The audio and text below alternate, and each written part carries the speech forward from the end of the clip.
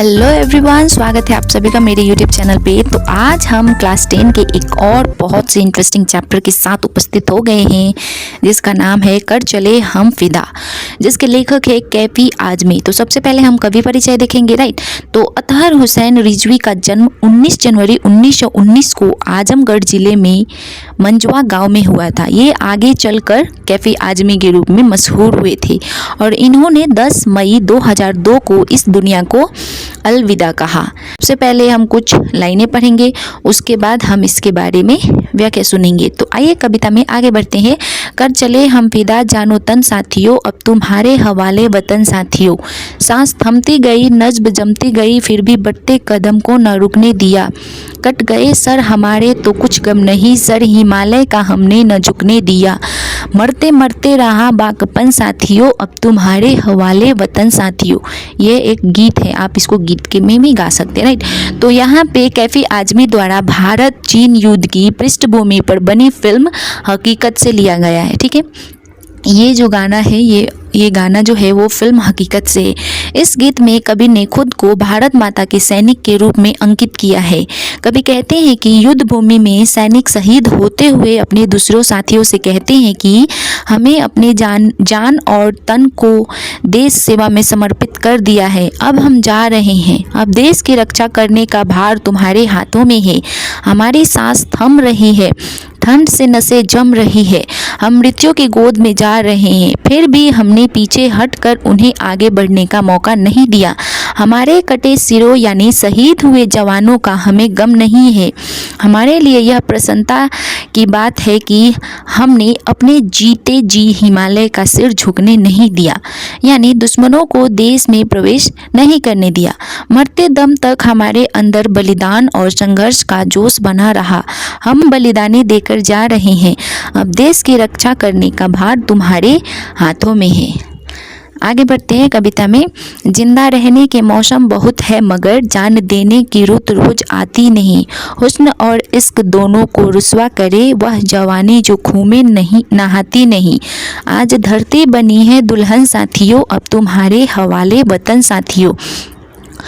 कवि एक सैनिक के रूप में कहते हैं कि व्यक्ति को जिंदा रहने के लिए बहुत समय मिलते हैं, परंतु देश के लिए जान देने के मौके कभी कभी ही मिलते हैं। जो जवानी खून में सारोबार नहीं होती, वही प्यार और सौंदर्य को बदनाम करती है।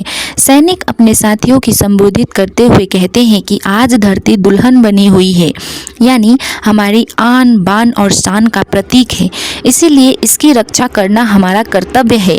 हमारे जाने के बाद इसकी रक्षा की जिम्मेवारी अब आपके हाथों में है।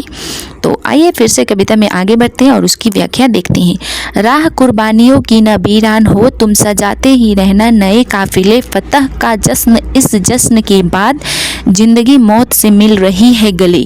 बांध लो अपने सर से कफन साथियों, अब तुम्हारे हवाले वतन साथियों। तो यहाँ पे कवि कहना चाहते हैं, शहीद होते हुए सैनिक कहते हैं कि बलिदानियों का जो सिलसिला चल पड़ा है वो कभी रुक न पाए, यानी हमें अपने देश के दुश्मनों से रक्षा के लिए सैनिक हमेशा आगे बढ़ते रहें। इन कुर्बानियों के बाद ही हमें जश्न मनाने का अवसर मिलेंगे। आज हम मृत्यु को प्राप्त होने वाले हैं, इसीलिए हमें अपने सर पर कफन बांध लेना चाहिए, यानी मृत्यु का चिंता ना करते हुए शत्रु से लोहा लेने के लिए तैयार रहना चाहिए।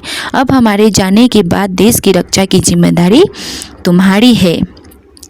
फिर से आइए कविता में आगे बढ़ती है। खींच दो अपनी खून से जमी पर लकीर, इस तरफ आने पाए न रावण कोई। तोड़ दो हाथ अगर हाथ उठने लगे, छू न पाए सीता का दामन कोई। राम भी तुम ही लक्ष्मण साथियों, अब तुम्हारे हवाले वतन साथियों। तो यहाँ पे कवि ये कहना चाहते हैं कि सैनिक अपनी बलिदानी से पहले अपने साथियों से कहता है कि आओ हम अपने खून से धरती पर लकीर खींच दे, जिसके पार जाने की कोई भी रावण रूपी शत्रु हिम्मत न कर पाए। भारत माता को सीता सम्मान बताते हुए कहते हैं कि अगर कोई भी हाथ भारत माता की आंचल छूने का दुस्साहस करे तो उसे तोड़ दो। भारत माता के सम्मान को किसी भी तरह ठेस ना पहुँचे। जिस तरह राम और लक्ष्मण ने सीता की रक्षा के लिए पापी रावण का नाश किया, उसी तरह तुम भी शत्रु को पराजित कर भारत माता को सुरक्षित करो। अब यह वतन की जिम्मेदारी तुम्हारे हाथों में है।